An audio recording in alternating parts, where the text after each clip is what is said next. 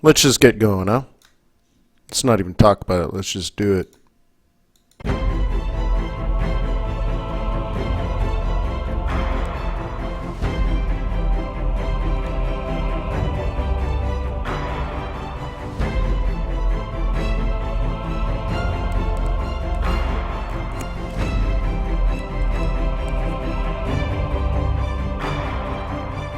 There's my pips. There they are.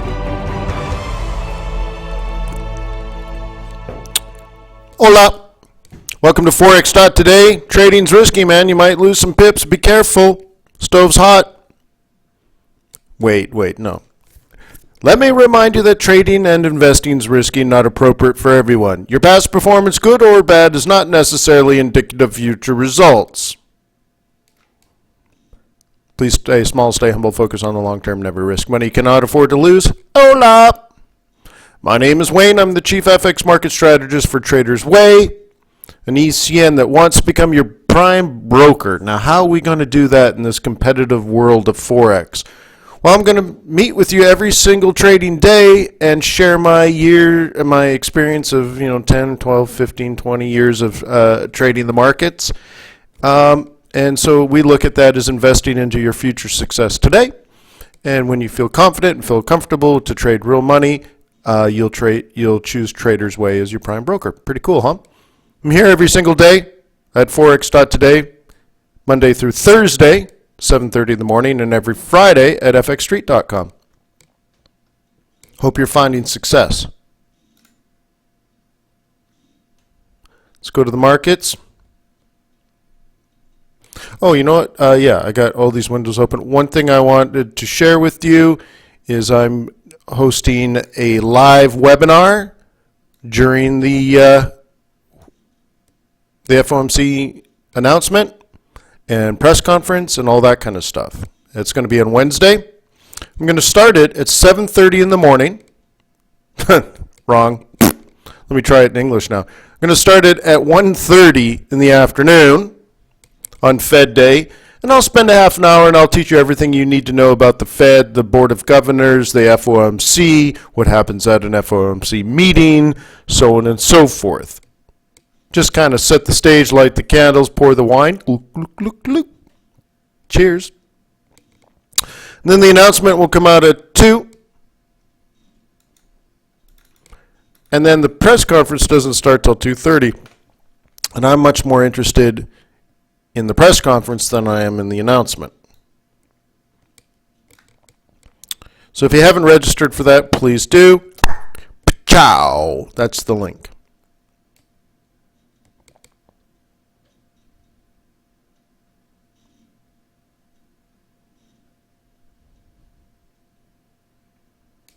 Okay, everybody signed up?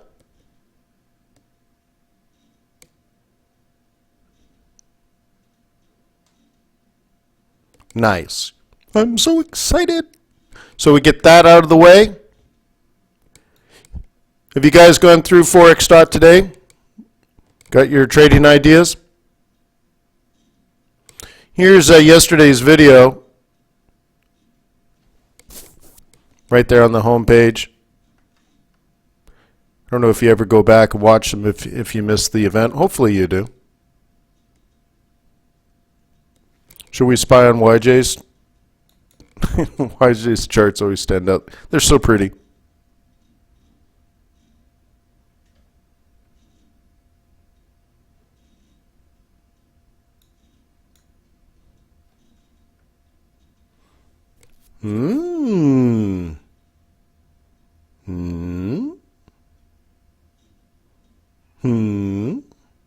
Based on weekly pivot, drop from weekly pivot point, thus we can assume a drop to weekly S2. I guess that, yeah, M3 to M1. Look at all the time. You know what, YJ? I really do appreciate the effort that you make. There's a lot of thought and analysis. This takes a lot of time, folks. To sit there, think about it, write it, take 6 screenshots, put it all together, line it up. Bravo.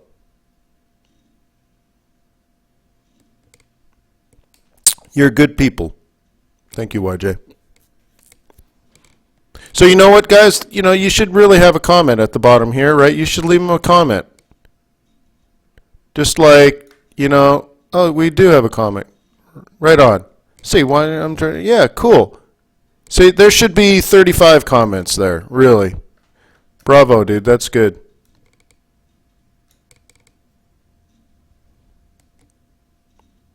Okay, let's go through some analysis here. What do you want to do with the pig?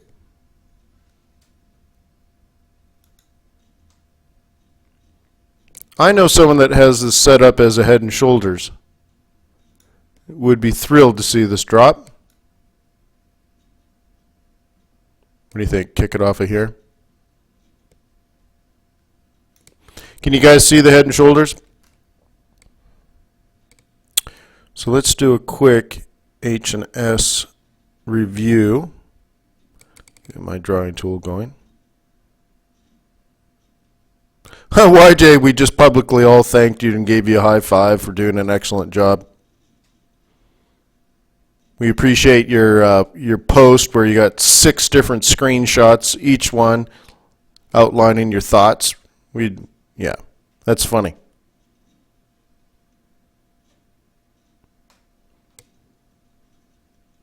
Well, it's easy to say it in the chat, guys. Take the time and put it on the post.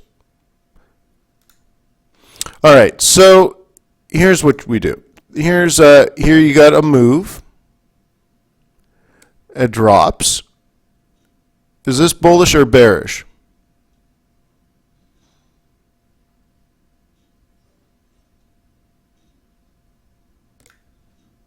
Bullish, correct. So we would expect a higher high off this roll reversal and everything, great. And we get a bit of a higher high, but not an amazing higher high, but it's a higher high. So what would we expect in that case?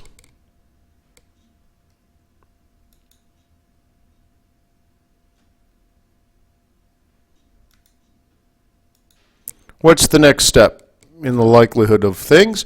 Now you take this high and you bring it over, right? And if it's so bullish, it should come down to here and head up, right? That's what a bull would do.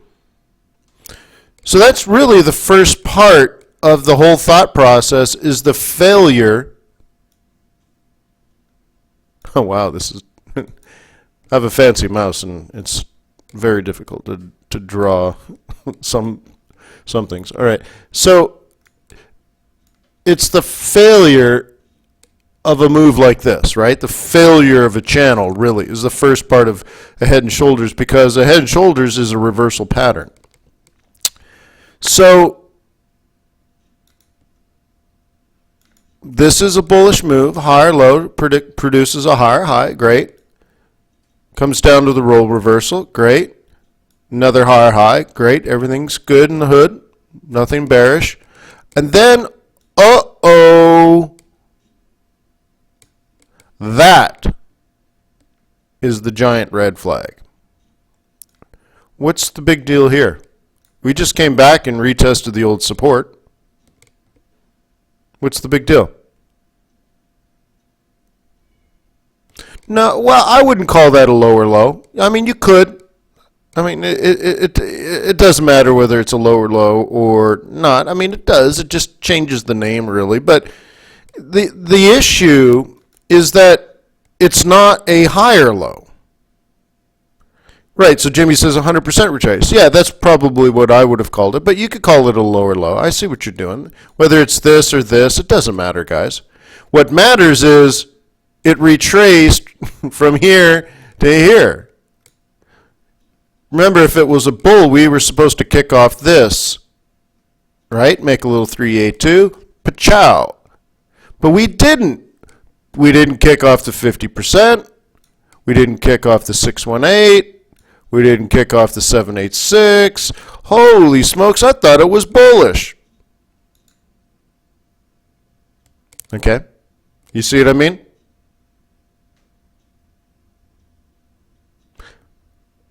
I don't know. There's nothing deformed about it. Okay?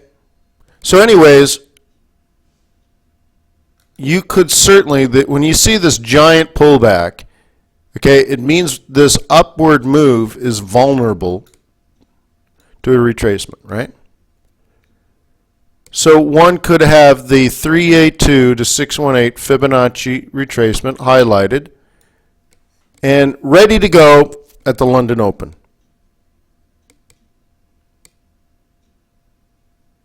Why the London Open?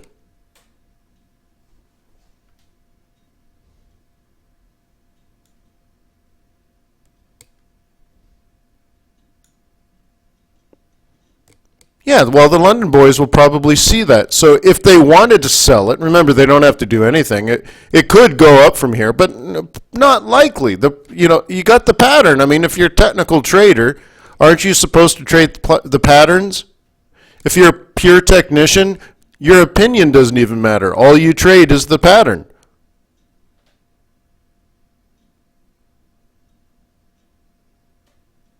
Right? And so the pattern is this. So the first part that you need to do, or can do, if you're going to trade it like a Head and Shoulders, is you measure the top of the crown to the bottom, which is called a neckline. And there's two ways to measure it. You can measure from the neckline, which gets you to this low, or from the shoulder. Okay, I think traditionally people do it this way. And that's your projection.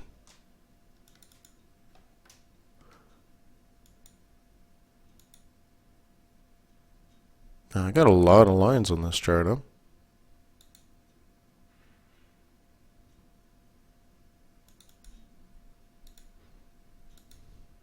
Okay. And I'm zooming out, and I know this is a crowded house, you can't quite see, but doesn't it feel like on the longer term now that we're just resuming this move?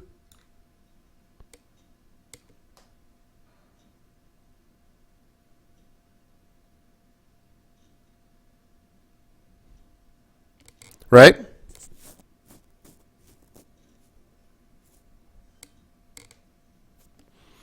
Well, Nick, if the projection is significantly lower than where we are now, and the long-term chart, this is now, we went from a 15-minute to a 4-hour, and the long-term prevailing trend seems to be down. If the pattern worked out, it's just the beginning of the new down move. So you could sell it for a day, but you could sell it for 3 months, right? So it depends on where you want to be in the process. So are you saying, is this Head and Shoulders over on this 15-minute chart? Well, right, we're here, and it's projected to go here. So you tell me, do you think it's over? There's still 200 pips in the projection.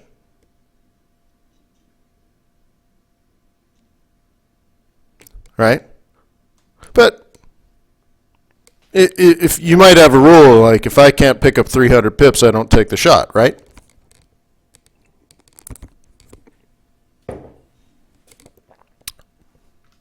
So depends on what your trading rules are.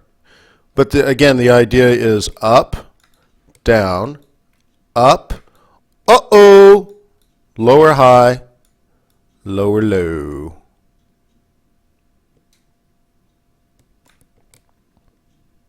Now, if you're going to trade Fibonacci, I think you can call this the actual high a 50%, which gets us down to here.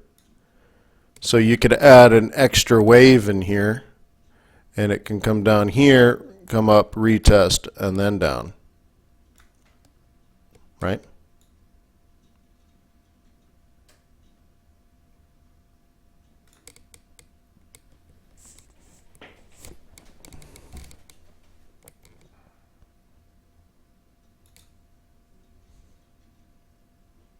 Cool, right?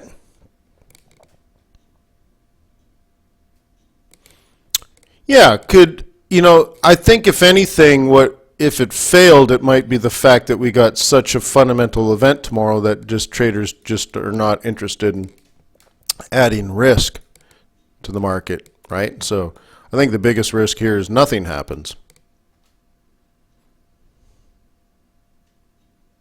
Okay? But the classic swing that I teach in swing trading is look at yesterday's high, yesterday's low, and then identify the 382 to 618 Fibonacci retracement as your sell zone. Okay? There's the high, here's the low, here's the close. What's the sentiment if you had to draw pivot points, right? It's bearish sentiment.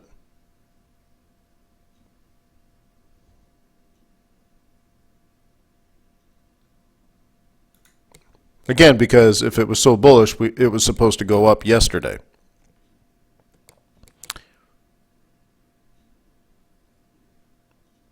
Does that make sense?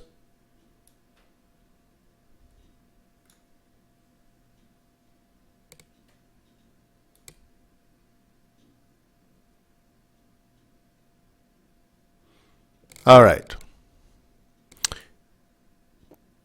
What currency pair would you like me to cover next? You're the boss. I'm just a humble currency trader.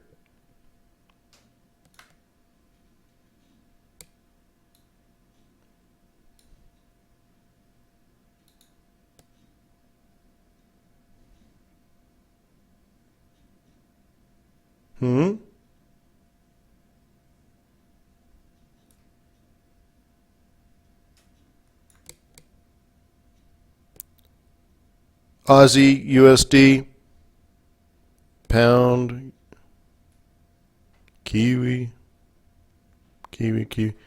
yes, CAD. Well, let's do CAD and Kiwi.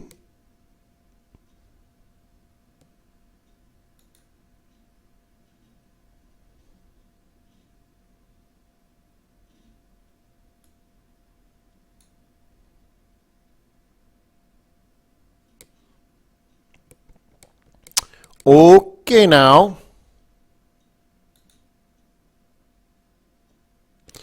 Okay. If you thought this could possibly rise, this is a potential buy zone. And we're supposed to also kick off the 55, and you can see there's a bit of 4-hour support in there as well, right? Not 55, sorry, 21. So there's kind of two choices, right? It just it finishes this consolidation, it moves up, or it comes down to this next level, which would take a while, right? It's a 4-hour chart. So how long would it take to drift down to where this future? Because remember, the 55 is rising, so the price and the 55 would probably meet around here. How long would that take? 3, 4 candles? So what is that, 12 to 16 hours? Yeah, all the way until the FOMC, right? All right, well, we'll keep an eyeball on that. Maybe complete this cycle a bit. And what does this tell us?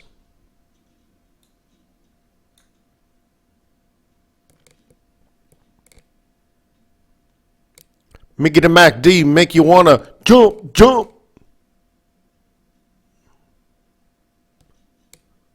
Well, it actually means overbought.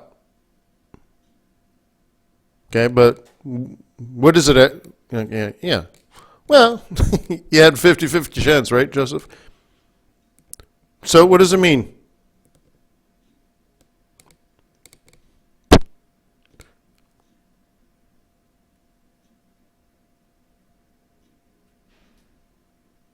Ready to go down? Nope. Doesn't mean that at all.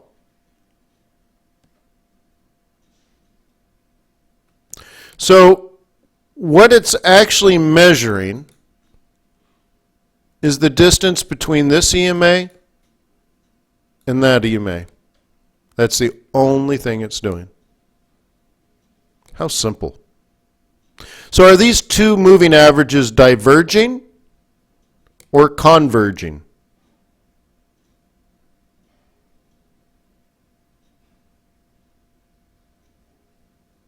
Yeah, they're just moving slightly more together, right? See here how they're expanding to about in here. And then there's just the tiniest contraction in here. And then it starts to expand again. Right? Expand. All of a sudden, oh, just the tiniest contraction. Right? Well, oh, wouldn't it just be easier to have an indicator like this tell you that? Converging means moving closer together. So you could name this, if you wanted to, a moving average convergence divergence indicator. Oh, shoot, that is the name. or MACD.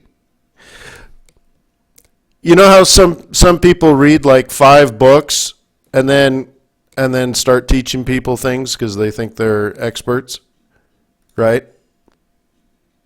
It's like reading 5 books on Forex and then starting a training course selling your expertise in Forex. I heard someone over and over again in some webinar calling it the MACD. I'm like, do you just not realize that that's not how people say it? I mean, yeah, maybe they read it in a book. I'm like, it's MACD, right? Right? Like, have you ever even met another trader? So anyways, so that's what the MACD is telling us. So it's not telling us anything. I mean, it doesn't matter that much, right? See, if really need to know what your indicators are telling you guys, because if you thought this was a short, you're just completely wrong. Completely wrong. Now, this would be a buy, but that wouldn't be a short. Okay? The short is when you drop below the water line, which is way down here. We're so far from the water line, you can't even see it, right? It's been such a long time. Let me back out. All right. Okay, across above the water line, let me draw the water line. See the 0 line? Okay, that's the water line. That's where the histogram is drawn. All right, when you cross above it, like here, that could be taken as a bullish sign. It may not be an entry, but that could be the sign. I saw the sign. Right? And all it means is the 21 crossed above the 55. That's all it means, right? Right here. Right there. See? 21 crossed above the 55. There. That's it. Tells you the same thing. It's just maybe, I don't know, easier for someone to see. So here's the break above the water line, right? There's the 21.55 cross. Boom. So that's all it is. That's all it is. And so if we have a big move down, the 21 is moving away from the 55. If it's coming back, the 21 is getting closer to the 55. If it breaks above the water line, the 21 is above the 55. So it's super, super easy indicator. Super, super easy. One mistake that I see, though, is a trader will use MACD at the standard settings. What's this? What's the standard settings? It's like 9, 26, 13, right? Who the heck uses those moving averages? 12, 26, 9. It's like, who uses that? So I'll see a new trader, like let's say I'm mentoring or something, and he's like, oh well, look at the MACD, look at the MACD. But you don't even use those moving averages, huh? Like you have different moving averages, and you're so upset about this 12.26, but you don't even use the 12.26. He's like, I don't know what you're talking about. All that MACD is telling you is whether the 12 and 26 are getting closer or farther apart over the last 9 periods. So, but if you don't use those moving averages, why would you use the MACD? Right? So that's That's why I use 2155, because look at the moving averages I use, 2155. So MACD is telling me whether they're moving closer together or farther apart. So just make sure you know what your tools are and that you're using them correctly and at the appropriate time, right? So I consider this a market indicator. So the market just went bullish here. That's all. That's all it means to me. Price action, support and resistance, a million times more important. How many people here actually use the 12-26 EMA combination? You're watching the 12 cross above or below the 26. Anybody?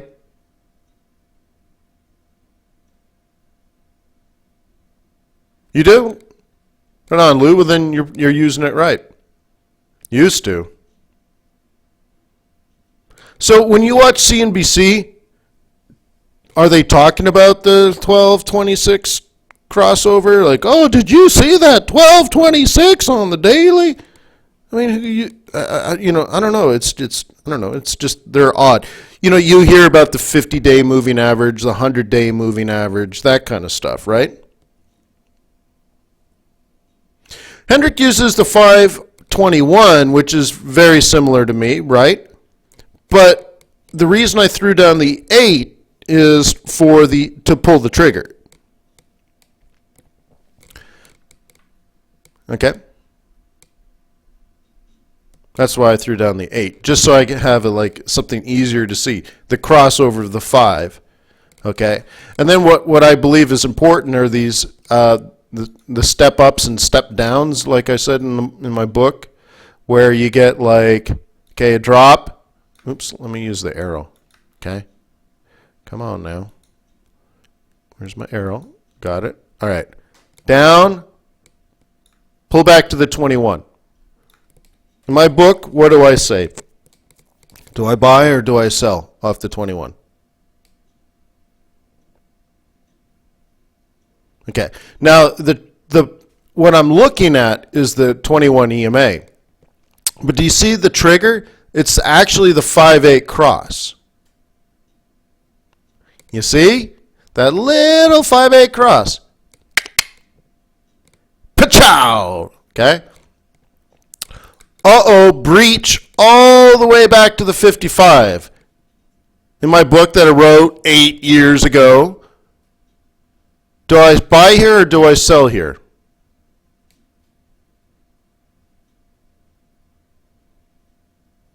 And the reason I mentioned the book is just that I documented, when I wrote it, I was sharing with the universe how I trade, right? But I couldn't have made it up when I wrote the book, right? Like, what kind of crap can I sell people on Amazon? I mean, obviously I already knew what I was doing, right? And I'd been doing it for years. So there's a point, right?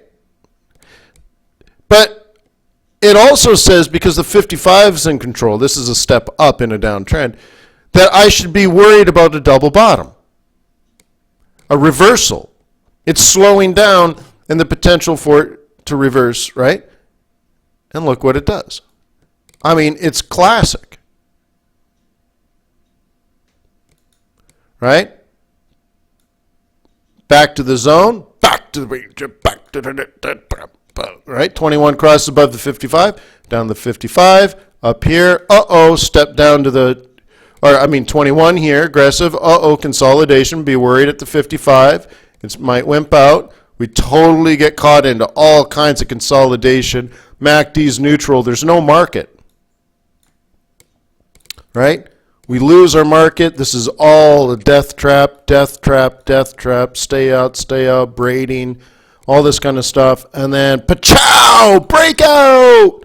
Nice. How do you trade a breakout, guys?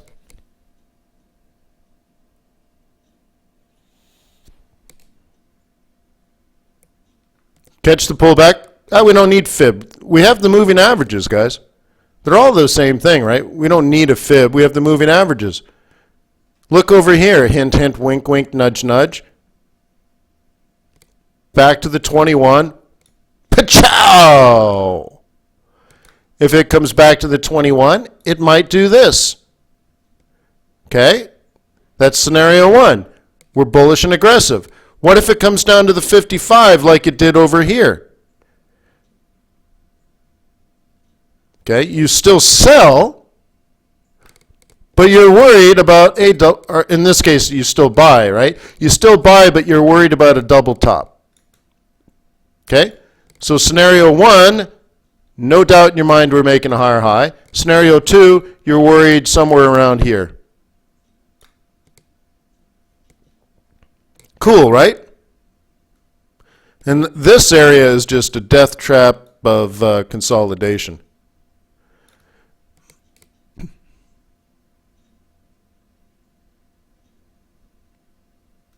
Okay, cool, right?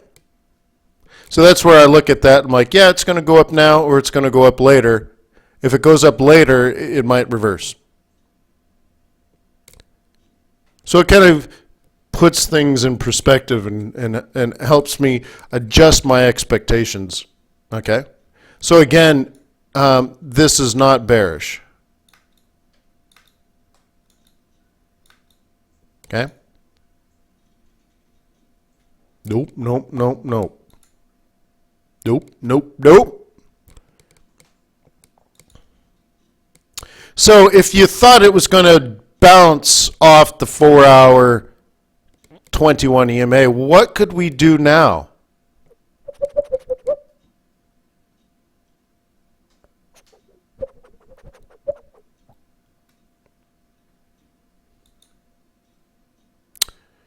Well, oil B.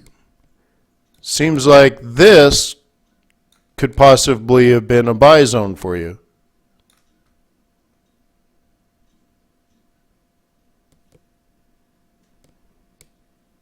Right? Because you knew even yesterday that this is going to be your 4-hour 21. I mean, right?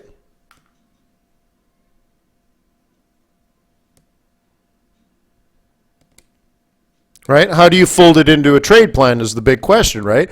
So your 4-hour chart gives you strategy. Hey, this might bounce at the 4-hour 21. Good. Drill down, my friend. Drill down.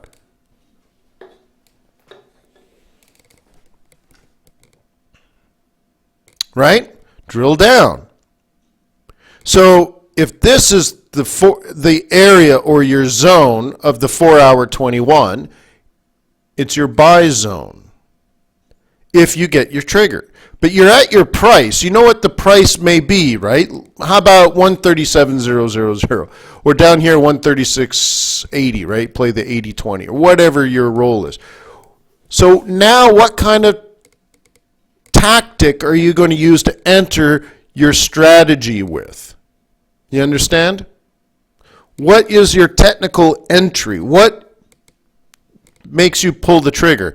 And that's one of the reasons why I use the 8. Someone said they uses the 5 and the 21. I'm like, okay, well, that's basically what I teach, except in a scenario like this, I need the trigger. So I put the 8 so that I get the 5 to cross over something short term. And I call that, price in the moment, momentum, right?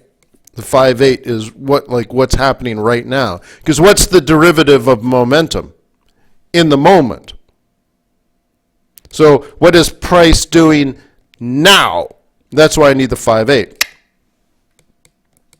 Okay? So you could drill in here and look for your trigger. I think it's entirely possible you were ready for this. Right? Here, here, here, right? Here, here. Am I right?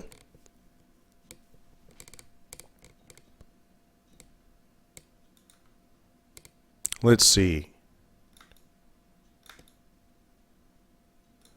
Whoop, whoop, whoop, whoop. Oh, snap. Is that first pattern we talked about?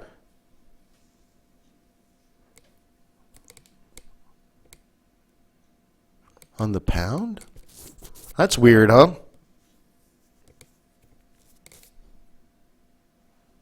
Yeah. But I'm saying, like, you can be ready. Like, what happens when you have a trade plan based on a higher time frame is your trading improves. Right?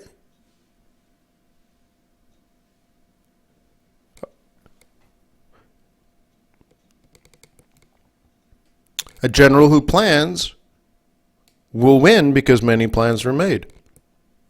Seems to me if this was your strategy and you're sitting there, and remember, you knew this yesterday. This area in here was probably a buy zone. Well, what would put you in? Okay.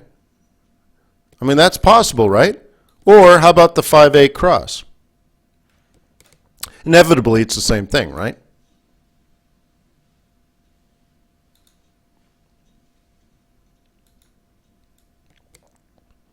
Right? You see?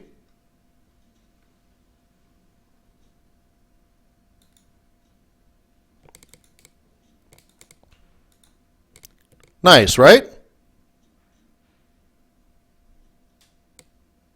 No, that's stochastics, not MACD. Stokes. Okay? That means price is oversold. Okay? And then when it pops back into the trade zone above the gray line, what it's doing, because it's measuring, right, the 5, the 8, and the 3, well, in this case, over a period of time, what it's measuring, and I have it super, super sensitive, so my Stokes is super fast. It's just looking at the most recent candles, and then right in here it says, holy smokes, did you see that it's no longer making lower lows relative to the previous candles? That's all it's telling me. Okay, right?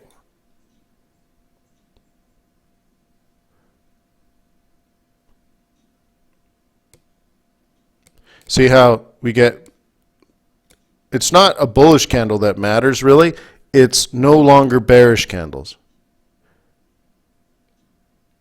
And then we, just 2 or 3 candles later, we wipe out and we start heading back down again.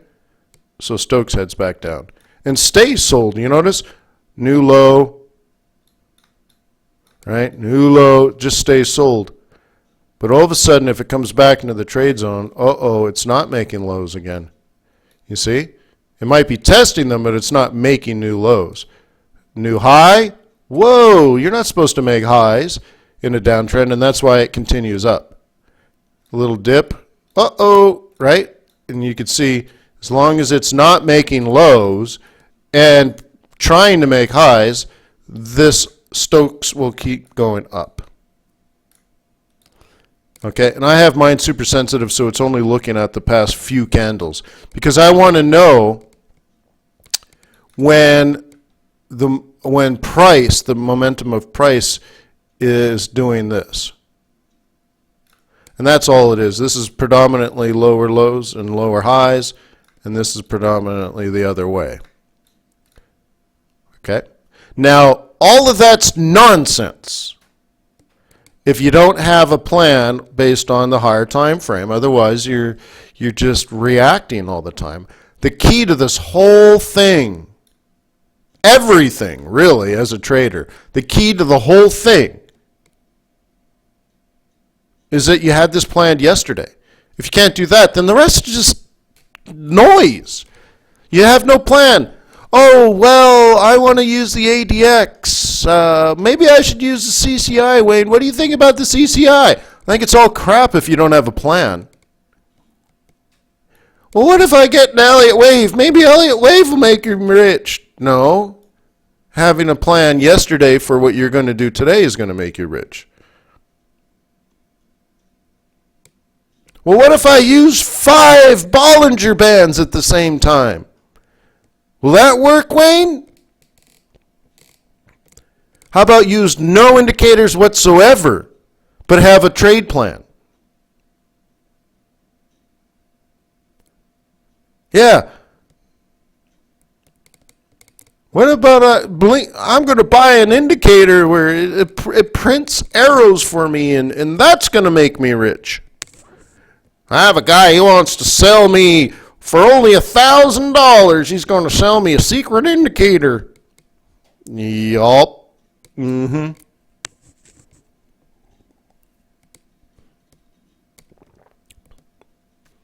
Who buys EAs that's supposed to auto trade and make you rich? Who buys those? And more importantly, who sells them for like $25? This EA auto trades for me and has made me over $27 million in only 3 months. But it's yours today for $24.95. Really? All right. Well, if you buy it now, it's only $14.95. Come on. I mean, somebody sells them, somebody buys them. Look, dude, plan out ahead of time. Okay? Have a plan. That's right, Tim. Christmas special right now. Let's go, go, go. Have a plan. Now, obviously, tomorrow is difficult because, it's the most important, or let's say most unique singularity in the price-time continuum we've had in almost 10 years, right? The first time the Feds raised, how about this? The first time the Feds raised interest rates after quantitative easing. I mean, there's so many big question marks, and tomorrow is so unique, and that could screw up today based on volume and stuff. But look, any given day of the week, next week, next month, next year, next decade, everything will be exactly the same. If you don't have a plan, you will fail.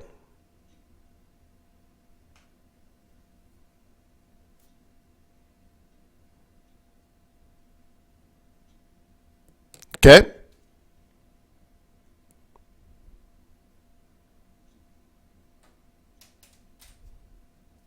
Yeah, right, YJ. So plan. Kill every indicator on your chart if you need to, because I want you to master something very basic. It'd be like price action, and the most important part of price action really is support and resistance. So if you knew nothing else, you didn't know anything about fundamentals. Wayne, what's a central bank? I would like you to know the difference between the prime rate and the discount rate and the Fed funds rate, right? Real interest rates versus nominal interest rates. I would like you to know all that stuff, right? But it's not necessary. It's not going to save your mortal trading soul if you just lack the conviction to plan.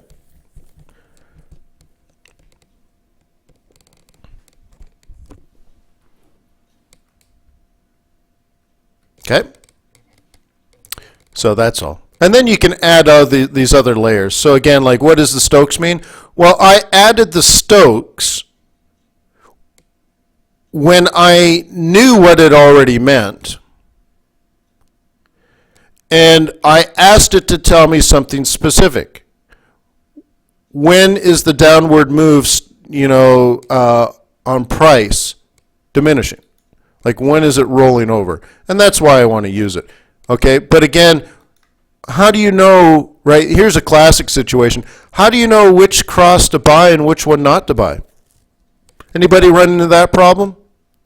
Like, you're looking at it, you're like, Wayne says buy it when it goes back in the trade zone here, but this one didn't work, and this one didn't work, and this one did. I mean, anybody? Because your stochastics is completely, totally worthless if you're using it without support and resistance. Okay?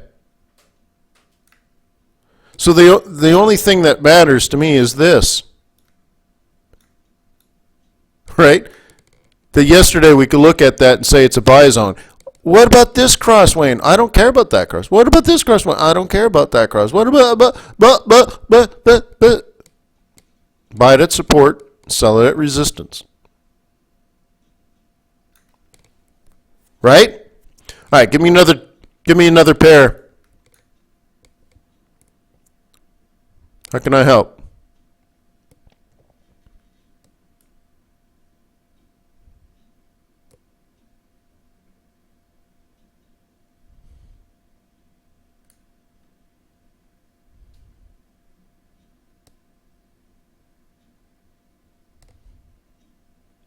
Oh yeah, no, I forgot. I said I'd do Kiwi, my bad. You never trade Kiwi anymore. How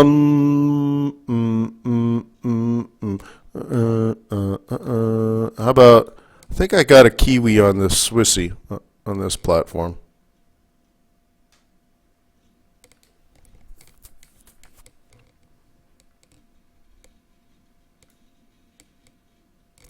Come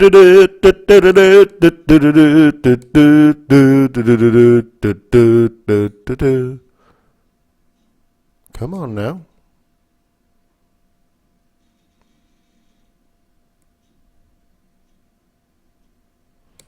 Oh, is it dairy auction Tuesday? Cool. Get rid of this.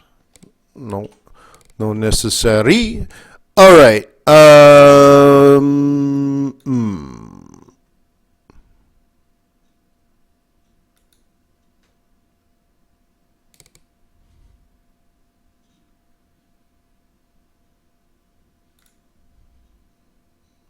Wondering if the Swissy muddles it up a little too much.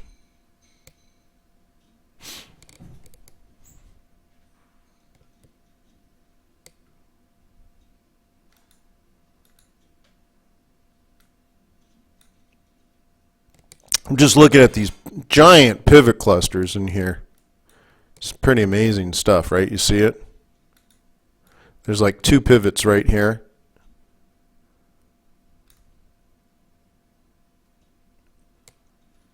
Okay, that's a 4-hour.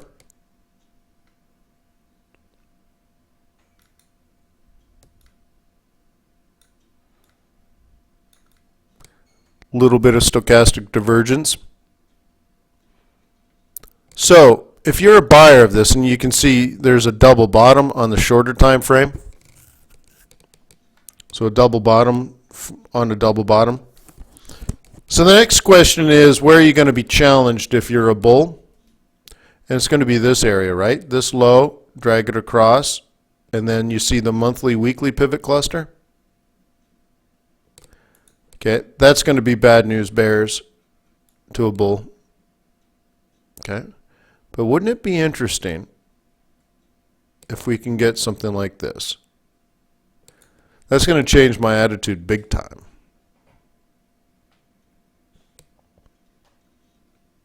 Okay? Big time change in attitude. So right now, I'm cautious. New Zealand is cutting interest rates. But those interest rates are still positive, and then Switzerland's interest rates are negative. So there's still a giant positive interest rate differential. Okay? But, oh wait, and this is pound. Whoa, sorry, this is pound. How did it get on there? I thought I clicked here. No? Anyways, how about put that all together, and then that's the pound. All right, no wonder it looked funny. Oh.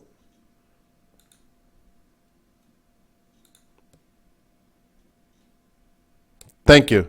Thank you, Andrew. I was wondering like why it looked a little different than I thought. All right, cool. Now let's get into this one.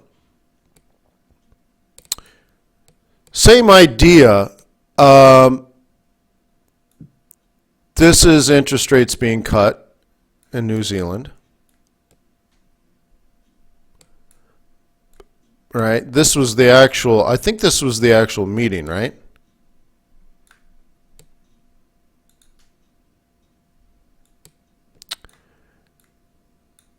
So this is the interesting part. So let me zoom in a little bit. Let me clear this up.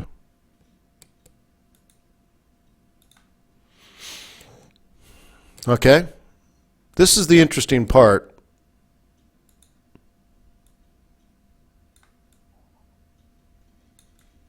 So a couple of things. I know you know that that's a 50% Fibonacci retracement. And it's also a support pivot. Isn't that neat? It's a December S1, S support. And New Zealand cut interest rates. This was supposed to go down. Harvard would be very, very upset with this.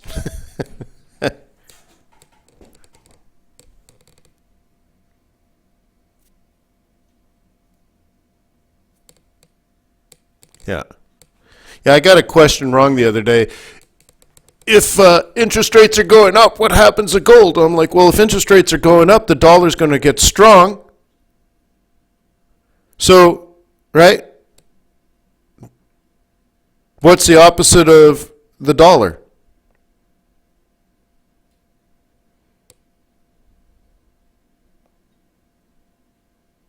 Gold. So if dollar gets strong on an increase in interest rates, what happens to the value of gold? Down. Yeah, I got it wrong.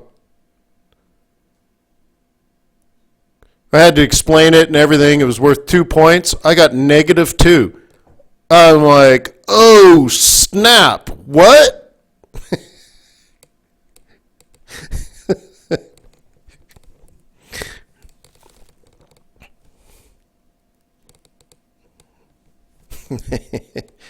So anyways, why would it go up? Okay, well, well, okay. There's also there's two ways to answer that, and one is sort of like here. Let me draw maybe. Okay, so if you had, let's say, an interest rate that was here, and the world interest rate was here, and you change the central banking policy so that this one rises, in sort of real terms or comparison, this one would get closer, right? And they would meet in a new equilibrium point, right? Relative to the world rate. So one you should be long on and the other one you would be short on. Even though one is higher than the other doesn't necessarily mean. It's more of the change in trend and the direction of the move that's more important, right? Because relative to the other, they're converging. So in this case, this currency here that's raising interest rates, and this one maybe that's not, let's say the spread is 2. Well, if this one's rising, the spread is, and this one stays the same, then the spread becomes 1. But this one here is in play, and that one, new money would be moving there. Because it's an equilibrium point, right?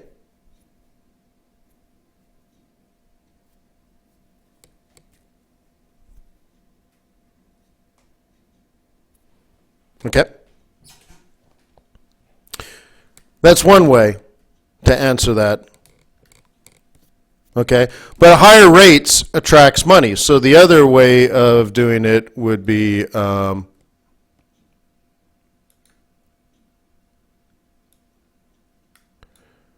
don't know. I don't want to get into this.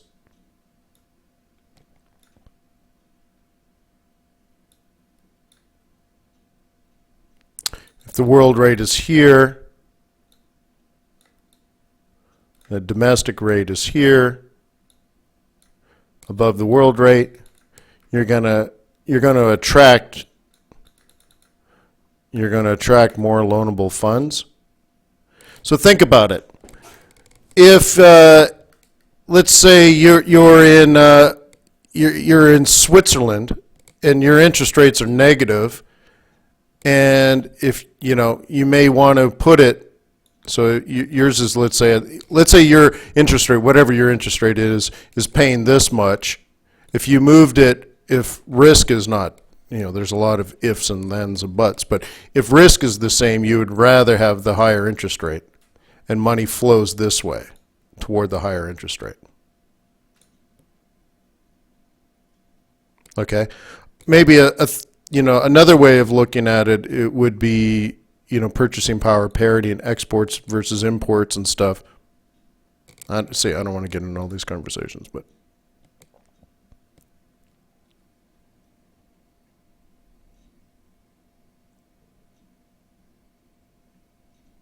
anyways, and then to answer Richard's question, the euro didn't get strong because people are buying it. The euro got strong because traders got out of the euro USD short that they've been in for a year and a half.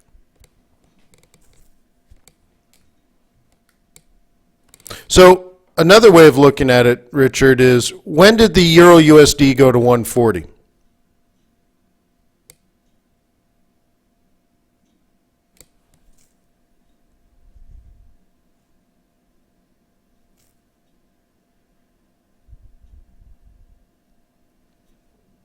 Well, that's one part of it. Yeah, sure, quantitative easing in the U.S. But we got to the point, though, when we were getting a taper, and it still went up, right? Because I remember I was a dollar bull when we started the taper, but the euro still was way up at 140. And one of the reasons the euro got so strong, it's another heavily traded currency, and dollar was super weak because of quantitative easing, so you had to put your money somewhere. But also, that's back when Ireland and Portugal and Greece, let's say, they were paying 18% on their bonds. Okay, and once the ECB implied a guarantee on that, money went here. So you could say, well, the ECB rate at that time was 1%. Yeah, but the Greek rate was 18. So they bought euro to buy that. Okay? When those bonds rolled over and matured a year later, euro USD crashed because interest rates were again back down to normal. Mm-hmm.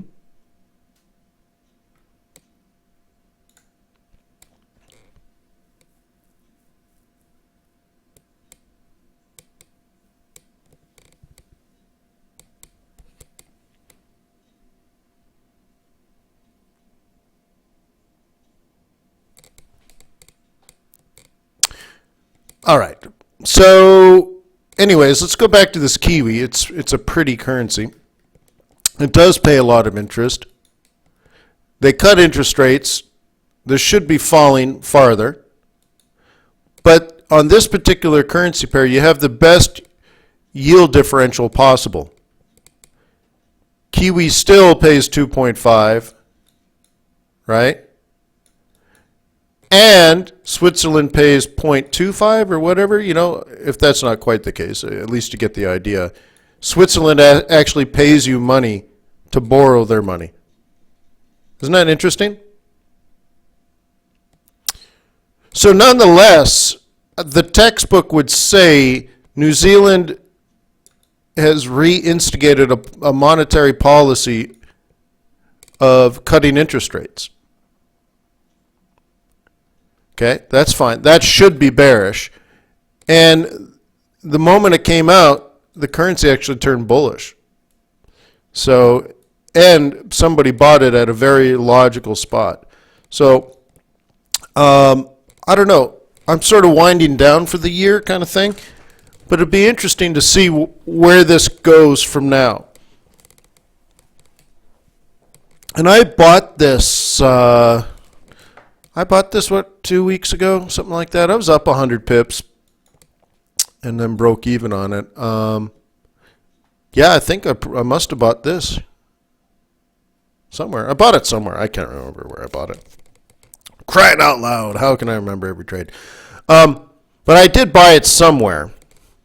And I did get knocked out. And it's one of these things where This is of particular interest because, because it reversed on my old reversal zone. So, I might spend part of 2016 kind of buying this up.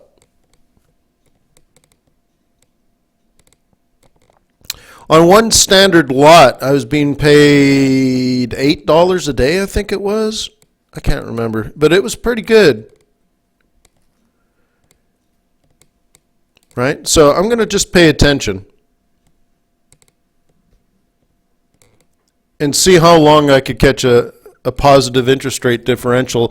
I would prefer if New Zealand was neutral in their monetary policy and not, a dove, if that makes sense, right? Because them cutting interest rates muddies the water on this big time.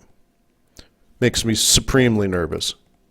But it's still something I might consider, because if that policy changes to at least neutral, and Switzerland, I think we're going to find in early 2016, Switzerland increases their negative interest rate. Because that's what the ECB did. They cut their deposit rate on reserves held at the ECB. Okay, so if they do that in Switzerland, at least to match what the ECB did, tit for tat kind of thing, then that could be a catalyst for this to continue up higher. And I would make more money every single day, day after day after day after day. I would make a little more money. Not significantly more, but more money. And that's cool, right?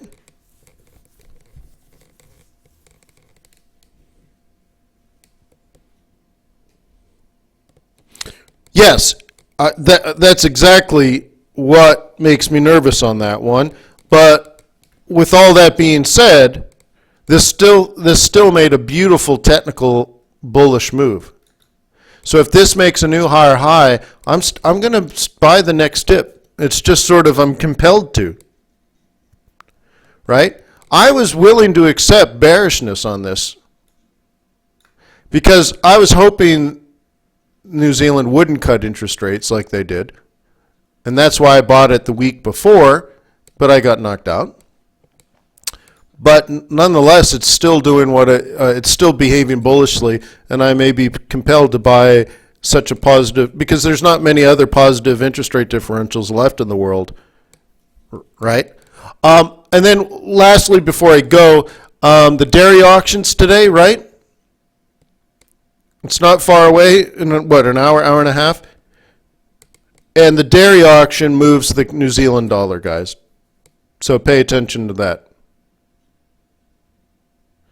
I forget the website, was it globaldairy.international or something, or Fontana Dairy Auction? You could Google that.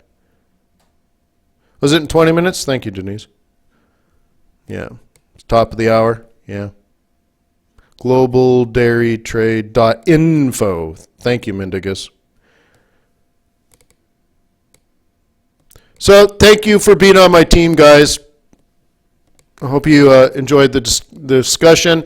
Tomorrow we'll do, I guess we'll do some identifying of support and resistance so that we have it on our charts before the Fed meeting. And then tomorrow I'll do the Fed meeting.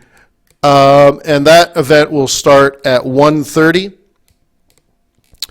And again, I'll start by a complete overview of the Federal Reserve, the Federal Open Market Committee, the Board of Governors, how the history of the Fed, Janet Yellen's, favorite ice cream. And then by the time I get through that, they'll make their interest rate decision, and the market will move, and it'll go up, it'll go down, it'll go sideways. We'll laugh, we'll cry, we'll hug, and then the big news of the day, though, is going to be the press conference, and that's a half an hour after that. So it's going to be I think it'll be an interesting day. So anyways, I'll be here tomorrow, and I hope to see you as well. Peace on earth. May the pips be with you. May our profits be above average. Adios, muchacho.